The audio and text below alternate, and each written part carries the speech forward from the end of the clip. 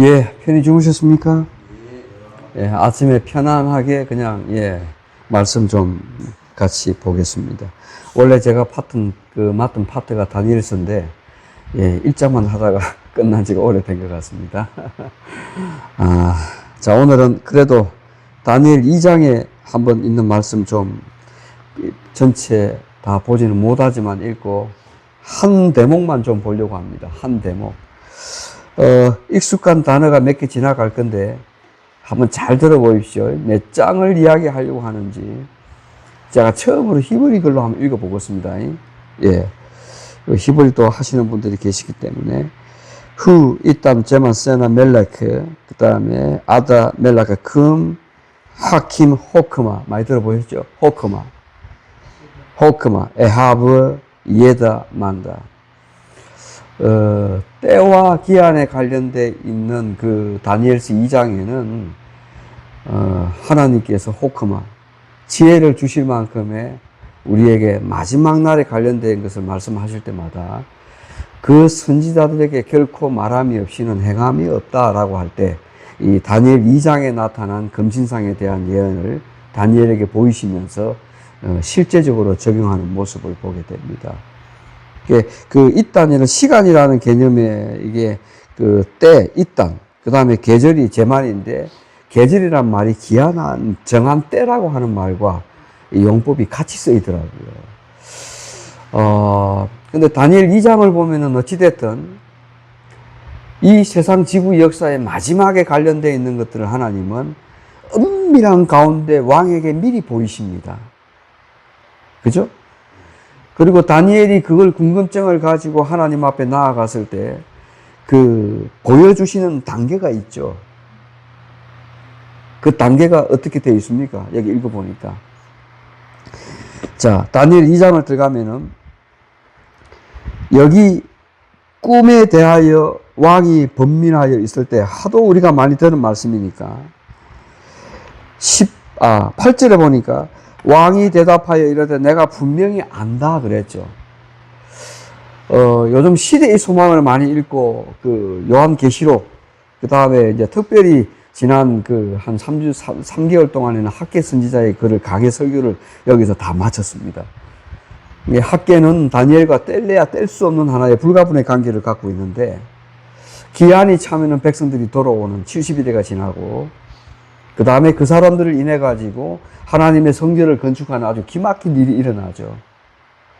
그래서 조금 하나님의 성전을 짓는 것이 더디니까 학계가 한 번 더 닦는 책을 하면서 이 그들의 꿈의 성전인 다시 한번 하나님의 성전을 완공해 나가는 하나의 기간이 정해져 있지만 그 사명을 다 감당하는 것으로 학계 성전은 끝이 납니다.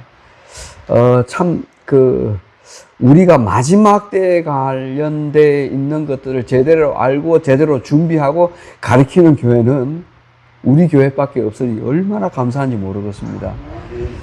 근데 시대의 소망의 제사장들이 예수님의 의도적인 그분의 말씀을 왜곡하고 백성들을 분란을 일으키고 예수님이 핍박하는 모든 가정의 제사장들이 예수님께서 말씀하시는 그 모든 하나의 은행을 몰랐을까? 알았다는 겁니다. 이 다니엘 2장에 느부갓네살이 알았던 것처럼 세상 사람들은 다 압니다. 다 압니다. 그러면서 꿈과 그 해석을 어떻게 보이면 영광을 내게서 얻으리라 했을 때 다니엘의 이 민첩한 지혜로운 어제 병처럼 지혜로운 이야기를 한 3번 정도 반복했는데 얼마나 이게 민첩했는지요. 성급한 왕의 마음을 진정시키면서도 왕이 번민했던 그 궁금증을 풀어줄 만큼의 통찰력을 갖고 있었다는 거죠. 이게 갑자기 이루어진 게 아니라는 겁니다. 다니엘의 인물에 관한 기록은 거의 없습니다. 근데 이 아이가 누구로부터 교육을 받았는지에 대한 하나의 가늠자는 우리가 충분히 알 수 있습니다. 다니엘 1장 8절은 그를 그답게 만들었고 이 예언을 이루어 나가는 그 마지막 때의 중요한 패턴마다 다니엘이 했던 하나의 1장 8절의 행동은 단순하게 음식을 그가 구별하기 위해서 안 먹겠다라고 하는 것이 아니라 건강의 법칙 가장 중요한 것 하나님과의 소통을 위해서 그를 구별하기 시작한 거죠. 이걸 왜곡되게 가르치면 뭘 먹느냐에 집중을 하는데 그게 아니에요. 자신이 타락한 세상에서 예루살렘이 멸망하고 아무것도 없는 헐혈단신으로 왔을 때에 유일하게 하늘과 소통할 수 있는 길은 그 모든 영성의 첫 번째는 먹는 것으로부터 출발하는 건 다니엘이 너무나 잘 알았던 거죠. 그럼 평소에 다니엘이 뭘 먹었다는 걸 알 수 있지 않습니까? 그래서 하늘과 끊임없이 소통하기 위해서 자기의 모든 하나의 지적인 능력을 누구에게로 의지했다는 거죠? 하나님께로 의지했다는 겁니다. 이게 어릴 때부터 훈련돼 왔다는 거죠. 어떻게 15세 나이에 끌려간 이 아이가, 그래서 6.25 전쟁 일제시대는 13세 때도 총칼을 메었으니까요. 포항 영지에서 있었던 그 127명의 학도 의용군들, 부산이 완전히 멸망하기 직전에 군인들이 낙동강 전선으로 투입될 수밖에 없었던 그때, 학생들로 이루어진 하의 의용군들로 인해 가지고 하루 총기 훈련 받고 총알 사격 훈련 받았던 그들이 이게 사난을 막아냈지 않습니까? 만약 그들의 헌신이 없었다면 아마 우리나라는 저가 통일되었을 겁니다. 근데 그랬던 하나의 패기, 열정, 투지가 다니엘 그때 시대의 나이는 충분히 감당할 수 있을 만큼 준비되었다라고 하는 거죠. 근데 그 아이가 그렇게 시작하면서 하늘의 영감을 받기 시작할 때 왕의 성급한 마음을 일단 되돌립니다. 그러면서 함께 교육받았던 예언자들을 다 불렀을 때 왕의 고민을 해결해 주지 못할 때 아시는 대로 죽이라고 하는 명령을 내렸을 때 다니엘은 아마 큰 혼란이 왔을 겁니다. 그런데 왕을 진정시켜 나가는 다니엘의 미첩한 행동을 한번 보십시오. 우리가 배울 만한 마지막 때를 살아가는 데 있어서 특히 때와 시기를 우리가 논할 때에 우리의 민첩한 통찰력은 어디로부터 오는가? 하늘로부터 온다는 사실을 절대 잊어서는 안 됩니다. 그러면서 그 다음 그가 한 일은 때와 기한을 달라고 할 때 이 단어를 계속 쓰면서 이 때는 하나님께부터 온다는 사실을 계속 그가 되새깁니다. 하나님께로 온다는 것을 계속 되새겨요. 한국 교회가 특별히 세계에서 유일하게 때와 기한 때문에 실패를 많이 경험했는데 거기에 대한 우리에는 울림이 있어요. 아픔이 있습니다. 한 교단의 문제가 아니고요. 한국 전체가 그냥 아팠던 시절이 1991년 다미성교회의 휴거 사건이었죠. 모든 3사 방송사가 오죽했으면 진짜 일어날까봐 모든 방송사가 그날까지 카메라를 들이대면서 무슨 일이 일어나는지에 대한 것들을 집중 취재했던 그 사건 기억하시죠? 그래서 손석희 아나운서가 JTBC에서 종말론과 휴거에 대한 것들을 최근에 다시 한번 리바이벌 하면서 오늘날 종교계를 힐랑하게 비판하는 그런 모습들이 나옵니다. 그런데 그 많은 사람들 다 어디로 흩어졌죠? 똑같은 1844년의 이야기가 재현될 만큼 기자가 물었죠. 12시가 지났는데 아직 오시지 않았는데요. 그러니까 성경에는 예수님이 밤중에 또 새벽에 온다. 좀 더 기다려 봅시다. 얼마나 열렬하게 통성기도하면서 전국이 하나의 소동을 피웠죠. 근데 밤이 지나고 새벽이 와도 오지 않았습니다. 1844년 10월 20일 그대로 보는 것 같았죠. 그리고는 이제는 통성 기도하고 찬양했던 그들의 삶이 눈물로 바뀌기 시작하죠. 뿔뿔이 흩어집니다. 근데 그들이 다 어디 갔을까요? 새로운 교회 이름으로 이만희의 유재열의 장막성전과 더불어서 새로운 교회 이름으로 아주 잠입지 방방곡곡에 숨어서 포기활동했던 그들이 이제는 밖으로 나와서 14만 4천인을 외치고, 그 이상하지 않나요? 우리가 외쳐야 되는 기별 아닙니까? 14만 4천이 차면은 하늘 장막성전이 완성된다 그러고. 지금은 이 보성에 오시면 아주 독특한 게 안상홍 정인회가 장로교회를 하나를 거머쥐었어요.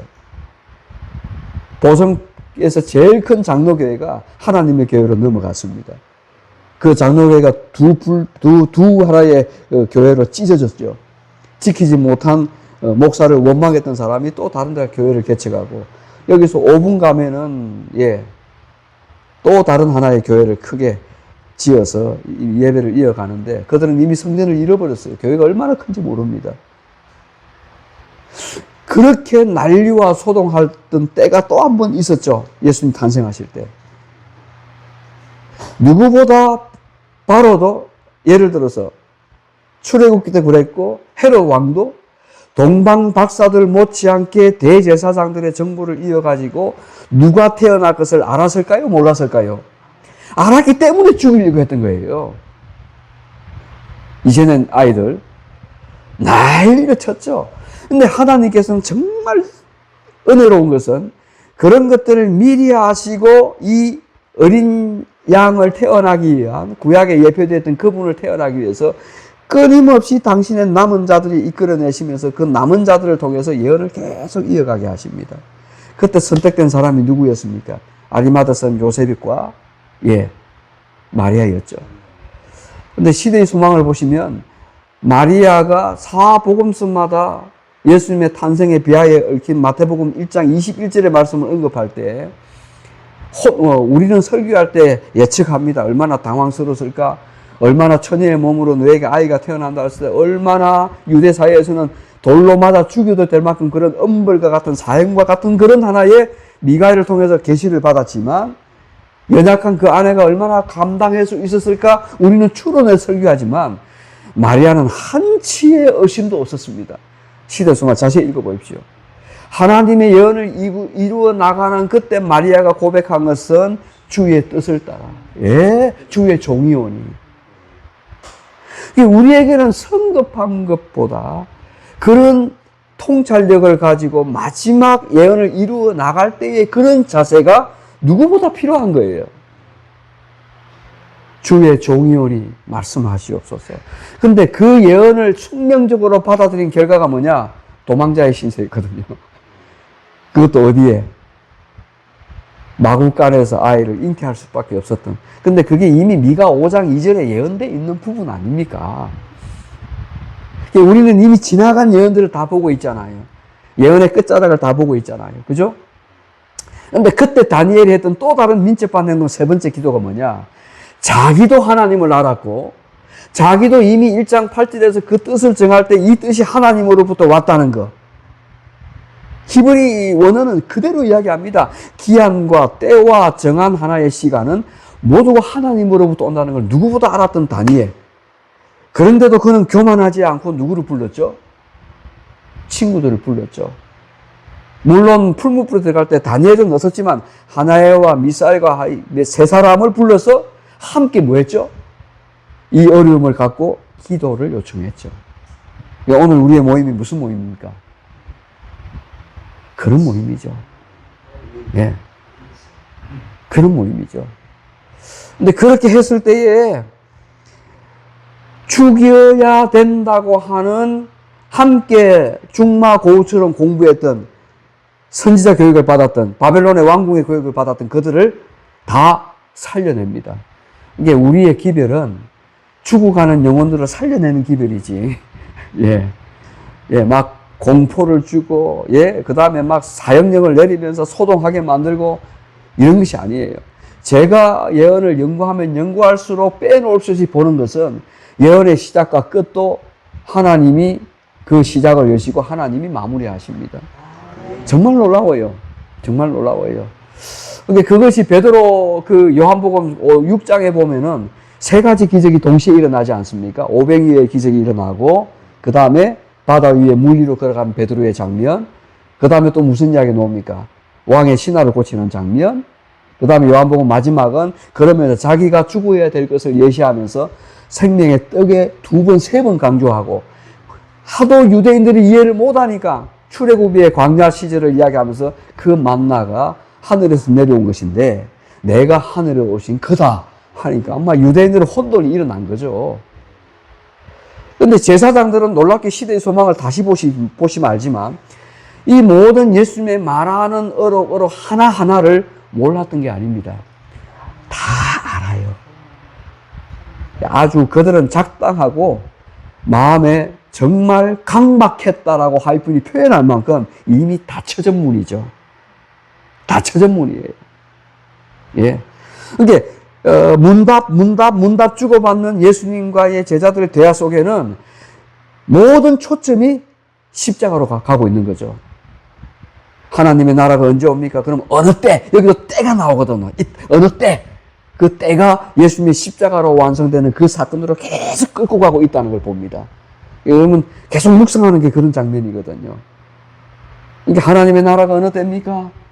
그러면 내 살을 먹고 내 피를 마셔야 이 상당히 충격적인 발언을 쏟아내지 않습니까? 내 살을 먹어야 된다, 내 피를 마셔야 된다. 그게 무슨 말입니까? 예? 그게 십자가에 흘려야 될 당신의 이 땅에 오신 목적을 피를 흘려야만이 너희들이 살고 이 땅에서 주는 하나의 오병이어에 나타났던 그 기적은 한낱 광야의 삶을 말씀해 주시면서 광야에서 만나는 다 먹고 죽었지 않느냐. 근데 내가 주는 만나는, 내가 주는 양식은, 하늘에서 내려온 양식은 먹어도 가람이 없는 영생을 주는 떡이다 라고 했죠. 정말 굉장한 말씀들이 지나갑니다. 굉장한 말씀들이 지나가요. 그러면서 예수님이 그걸 의도적으로 이끌어 나가시는데 모든 7가지의 기적과 7가지의 자기의 신원의 정체를 말씀하실 때마다 예수님은 항상 그 기적을 일으킬 때 배경이 십자가와 자기 죽음을 말씀하지 아니하고는 기적을 일으키지 않으셨어요. 그럼 예를 들어 요한복음 2장은 무슨 기적입니까? 물이 포도주가 된다? 무슨 기적이죠? 피 흘림에 대한 예표죠. 그러죠. 근데 여기서 한 가지 주목하는 거, 요즘은 성경에서 주목하지 않는 부분들을 많이 보는데, 어머니의 믿음이 컸습니까? 아니면은 하인들이 떠다줬던 그들의 믿음이 컸습니까? 어머니 믿음이 크지요. 저는 그 반대로 봤습니다. 예. 왜 요한복음 2장에는 이 포도주가 어디서 온 줄을 하인들은 알더라. 제가 이 106년의 교회를 와가지고 전라도에서 가장 오래된 나주교회가 이제 114년 됐습니까? 근데 이 교회 와서 계속 강조하면서 이 성경 연구 때마다 강조하는 게 뭐냐? 이름 없이 헌신한 사람들에 대한 믿음. 이게 예언을 이루어 나가는 과정 가운데서 선지자들 이름은 우리가 익숙하게 너무 다 알지 않습니까? 그 가운데 이름 없이 하나님께 헌신하고 하나님의 백성들의 끝자락 위기 때마다 그 국난을 벗어나도록 협력해주고 말없이 봉사하고 헌신했던 그 사람들에 대한 기록을 요즘은 더 많이 본다는 거죠. 그걸 잊어서는 안 된다는 겁니다. 그러니까 다니엘답게 하나님의 영광을 드러내도록 만들어준 사람이 누구냐? 새 친구들이죠. 새 친구들. 만약에 그들의 기도가 없었다면 어떠했을 것 같습니까? 놀랍죠. 다니엘의 예언을 이루어 나가면서 우리는 이제 바벨론부터 605년부터 그 다음에 로마의 10발가락에 이르기까지 그 예언을 숙지하고 암송하고 그걸 강조하는 것도 중요하지만 그 예언을 이루어 나가는 것 가운데서 이 세 사람과 다니엘의 헌신을 잊어서는 안 된다는 겁니다. 그래서 하나님은 여러분들의 기도와 우리의 협력과 우리가 함께 말씀을 이루어 나가는 공동체로서의 역할을 감당할 때 그 예언은 신속하게 빠르게 움직여 나간다는 것이죠. 놀랍죠. 근데 이런 좋은 기회를 갖고 있는데도 같은 복음을 전하고 같은 말씀을 전하는데도 각계 전투하고 있잖아요. 우리 숫자가 14만 4천 명을 더 하겠습니까? 훨씬 넘죠. 안상홍 정인회하고 몇 그 팀들 한번 숫자 한번 플러스 해보십시오. 100만 명은 넘었을 겁니다. 재림 신자들이 많아요. 100만 명이 넘었을 겁니다. 근데 곳곳마다 다 살고 계시거든요. 예. 그래서 이제 요즘 제가 읽는 거는 한국에서는 번역이 안 됐더라고요. 너덤비 성령과 동시에 오는 큰 외침이라고 하는 책, 란스페이어 목사님이 기록을 했는데, 이 목사님이 이 책을 기록할 때 다니엘서를 언급할 때 이분의 결론은 하나입니다. 다니엘 12장 3절을 말씀하시면서, 이 표현 참 재밌잖아요. As the star forever and ever. 무슨 말입니까? 많은 사람들을 그리스도께 인도하는 사람들을 하늘의 뭐처럼, 결국은 사도행전의 성령의 폭발, 오순절에 이름 비의 능력이 일어나는 딱 두 가지 특징이 있잖아요. 하나는 성령이 주어지죠. 너덤비 성령이 주어지는 목적이 뭐죠? 그 다음 두 번째, 전도예요. 전도 없는 복음 전파하는 것이 병행되지 아니하는 우리끼리만의 성경 연구는 아무 의미가 없습니다. 이거를 남은 자손에게 우리에게 특별하게 기별을 마친 이유는 뭐죠? 전해라는 거죠. 이게 큰 핵심이죠. 전해라는 거예요. 그러면서 지금의 때는 어떤 때입니까? 라고 물을 때 란스베이 목사님이 이미 다 아는 이야기지만 The Sealing Process, 하나님의 인침이 계속 되고 있고 이 인침이 맞춰지면 죄송하지만 재림교인들에게 은혜의 시기는 끝납니다. 이걸 교회에서 강조하면 참 마음이 습한 사람도 있겠지만 이걸 목사들이 단상에서 외쳐야 되지 않겠습니까? 예. 그러면서 이렇게 말합니다. 이미 1844년 이후에 예수께서 entered the holy most place 들어갔는데 이 타임 때부터 하나님의 인침은 이미 1844년부터 시작됐다는 걸 알려주고 있습니다. 그러면서 hold, 붙잡아라 재난의 바람이 계속 올 때마다 하나님의 백성들을 붙잡아주시는 능력과 은혜가 없으면 우리는 한순간도 숨 쉴 수가 없죠. 하나님의 은혜가 우리를 지구의 내 모퉁의 전쟁의 바람과 재난의 바람과 고통의 바람을 다 붙잡고 있는 시대에 살고 있습니다. 누구를 위해서? 우리를 위해서요. 예, 우리를 위해서요. 사실 이런 걸 한 챕터씩 공부하는 것도 참 좋습니다.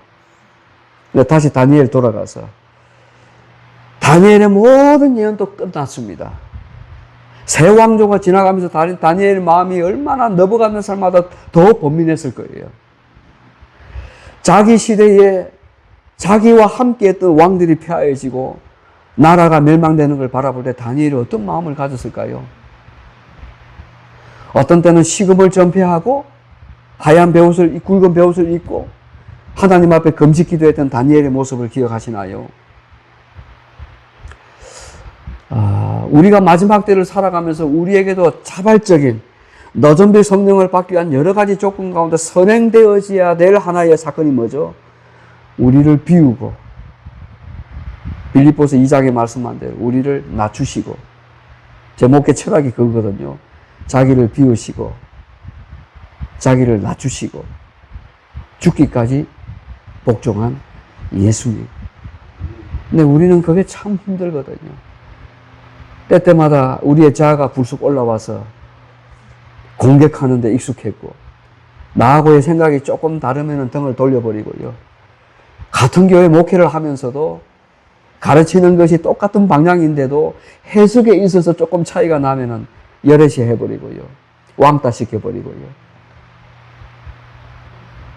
근데 다니엘이 보여준 것은 철저하게 새 친구와 끝까지 함께 갔다는 거죠. 함께 기도했어요. 함께 어려울 때 다니엘이 없어도 그 새 친구들은 다니엘과 평소에 누가복음 4장 6절의 말씀대로 예수님이 습관대로 안식일 회당에 들어가서 강론하신 것처럼 이 사람들은 습관적으로 망해진 나라에서 예루살렘 창문을 향하여 날마다 그것도 몇 번씩요? 기도하는 습관이 우리에게 보여준 하나의 사례였죠.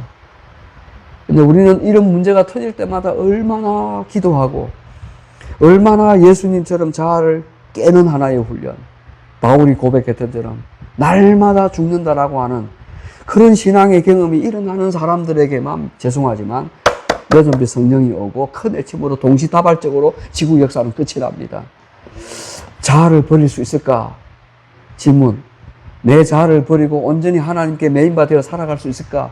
내 모난 성격이 표범도 그 반점을 구세인처럼 변할 수 없다라고 했는데 정말 그럴까? 그 답 알고 계시죠? 변합니다. 어떻게 변하죠? 그게 바로 사도행전의 역사입니다. 이미 다 보여주셨잖아요. 그렇게 자기만 이 자아만 똘똘 뭉쳤던 베드로, 안드레, 요한도 항상 오병이의 기적이 일어나자마자 하나님의 나라에 내가 오른쪽입니까? 왼쪽입니까? 항상 그들은 예수님 따라다니면서 사이즈를 생각했고요. 얼마나 더 많이 내가 하나님의 복을 가질 것인가? 누가 더 예수님의 측근에 서서 이 영광을 누릴 것인가에 대한 관심만 가졌던 거죠. 그럴 때 바다의 파도를 일으키신 예수님의 의도된 기획설, 제자들을 밀리 가버람 떠나 보내시기 직전에 바다를 가라 행하시고 당신은 어디로 가셨죠? 한적한 곳에 가서 기도하셨죠. 그럼 무슨 기도했을까요? 네. 그런데 같은 성경절이지만 때가 어두울 때, 저물어 갈 때, 이제 예수님이 500일의 기적이 일어나자마자 이제 후에 보냅니다. 너무 잘하는 말씀이죠. 설교 얼마나 말 들었습니까? 제자들이 한밤중에 노를 힘차게 저어가는 그 모습을 예수님은 계시지 않았지만 봤을까요? 안 봤을까요? 예, 누가복음이나 요한복음에 기록되지 않는 또 마태복음 14장 같은 데는 그 고뇌하고 노저 고생하는 그 잠을 새벽 3시경 그걸 그대로 보셨다 그랬거든요. 이게 어두운 밤, 캄캄한 밤, 예수님이 재림하기 직전에 이 교회의 상황을 보시면서 예수님은 누구보다 주목하고 우리를 보고 계신다는 거죠. 예, 맞습니다. 그 한 소절 한 소절이 마지막 사건들과 연관되어 있는 한 토막을 그대로 보여주고 있는 것입니다. 저는 요즘 그렇게 봐요, 성경은. 그런데 왜 예수님이 의도적으로 기획하시고 왜 계획하셔서 그들을 환난 가운데를 넣으신 줄 아십니까? 시대의 소망 한결같은 말씀으로 우리에게 이야기합니다.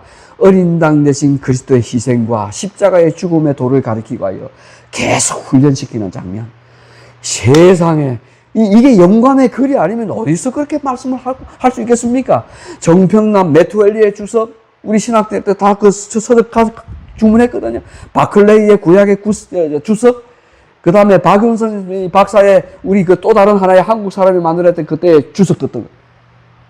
그 다음에 뭐 또, 크로스 그 주석 다 보지만 이런 구절이 없거든요. 근데 딱 할군의 시대의 소망에 보면은 의도적으로 당신의 죽음과 부활과 십자가의 그 영광을 계속 말씀하고 있는 거예요. 어느 때까지? 깨달을 때까지. 깨달을 때까지. 그러는 딱 결정적인 순간에 중요한 거 하나 더. 베드로가 완전히 바다의 사람으로 힘이 빠졌을 때 누가 짠 하고 나타납니까? 그래서 베드로의 마음에 예수님이 알았지만 I thought, 지는 생각했다는 거예요. He is a ghost. 예수님이 유령으로 생각한 거죠. 생각한 겁니다. 생각한 거예요. 근데 예수님이 오시면서 베드로를 바다로 초청을 하죠. 아, 주님, 내가 당신과 함께 걸어보고 싶습니다. 오라 그랬죠. 이게 무슨 장면인지 아세요?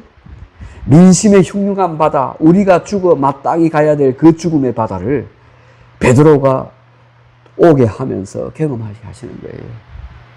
당신이 우리가 죽어야 될 그 하나의 바다에 누가 들어갔습니까? 하늘 상하 궁전을 버리시고 이 지구에 죽을 죄인들을 위하여 오신 그분을 계속 가르치시는 거예요.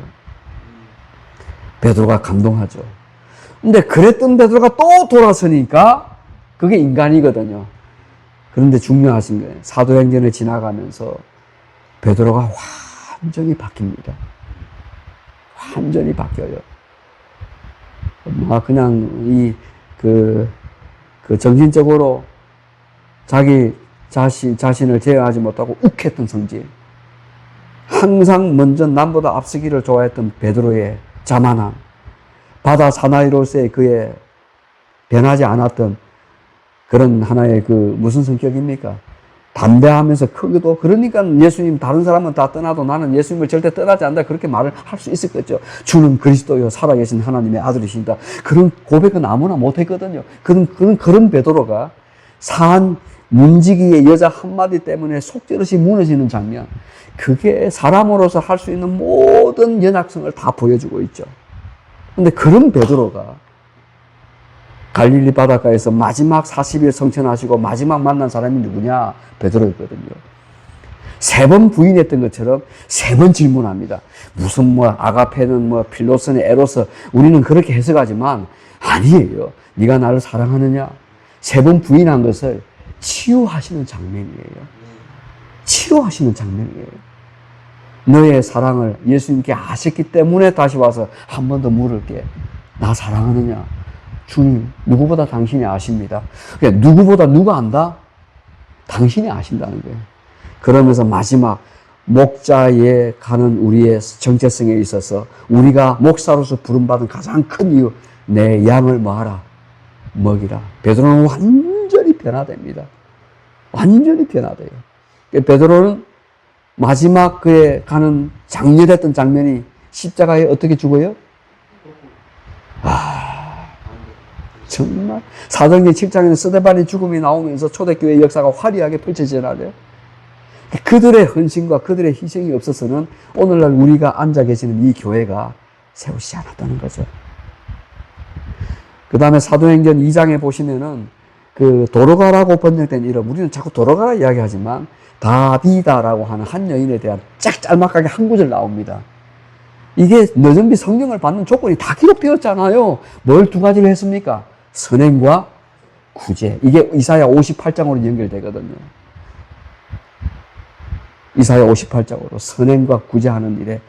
근데 지난 안식일 제가 설교하면서 제가 이 대목에서 펑펑 울었던 적이 한 번 있었고, 지난번에 한 5분 동안 펑펑 울었던 대목이 뭐냐. 이 다비다이가 이렇게 헌신하고 몸을 자기를 살지 아니하고 분골쇄신하면서 죽었어요. 그런데 누가 그 장례식에 참석한지 아십니까? 성경은 참 얄밉게도 이런 표현을 쓰거든요. 가부들이 참석했어요. 그 예수님의 가시는 장면도 그랬지만 가부들이란 두 단어, 혼자 사시는 어르신들 많잖아요. 얼마나 그들이 누구와 접촉했는지, 이사야 58장을 실질적으로 복음 생활하면서 산 사람이었다는 걸 보게 되거든요. 그러니까 가부들이 다비다의 장례식에 와서 딱 두 가지를 보여주는데, 도르가가 만들어준 속옷과 그것을 보여주면서 통곡하고 웁니다. 이 교회가 이래야 돼요. 막 장례식장에 막 이 당신을 다시 드러내는 막 화려한 그냥 몇십만 원짜리 꽃 화분이 막 어떻게 10개, 100개 있는 걸 자랑하고 사진을 찍거든요. 아니에요. 다비다라는 말이 우리 한국말로도 어감이 너무 똑같이 오잖아요. 다 비우다, 다 비다. 다 비다. 비워야 돼요. 비우는 하나의 체험이 없이는 너덜미 성령 절대 우리에게 안 내립니다.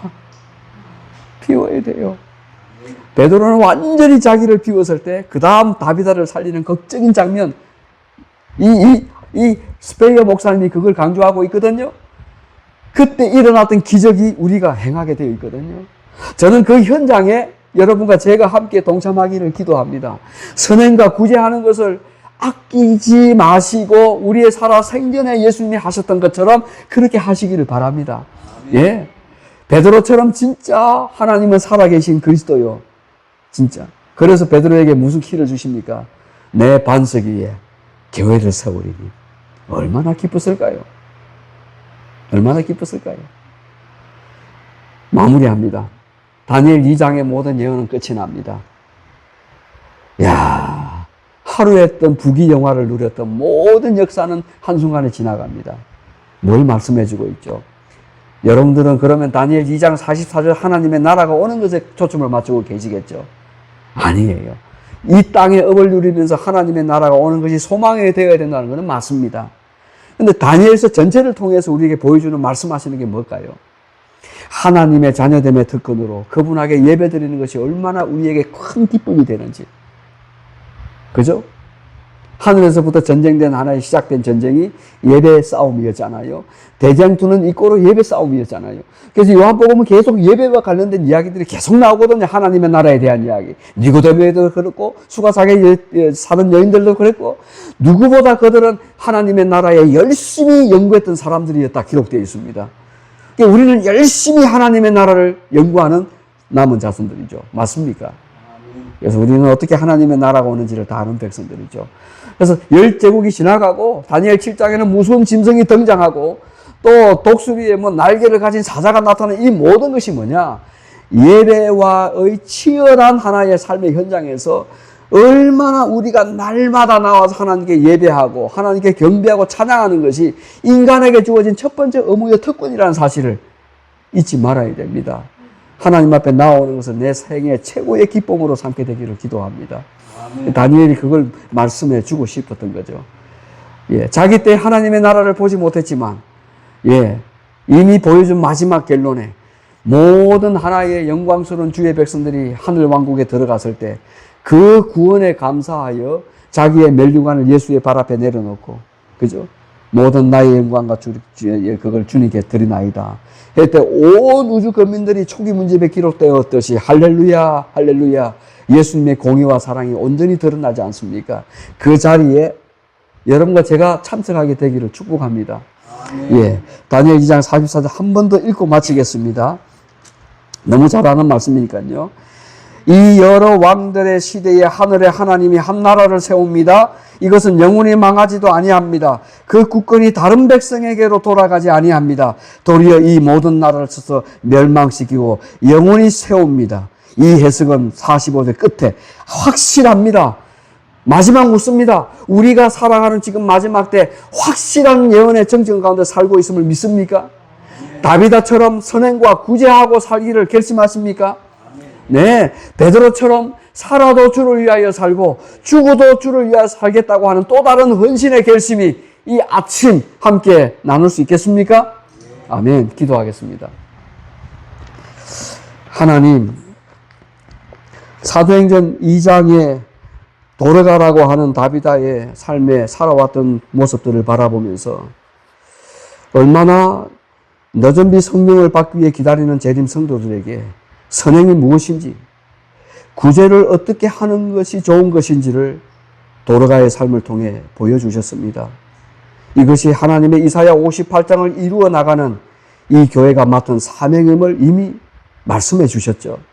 하나님, 이 교회를 세우실 때 정말 도르가처럼 선행과 구제하는 일에도 열심히 있도록 우리를 이끌어 주시옵소서.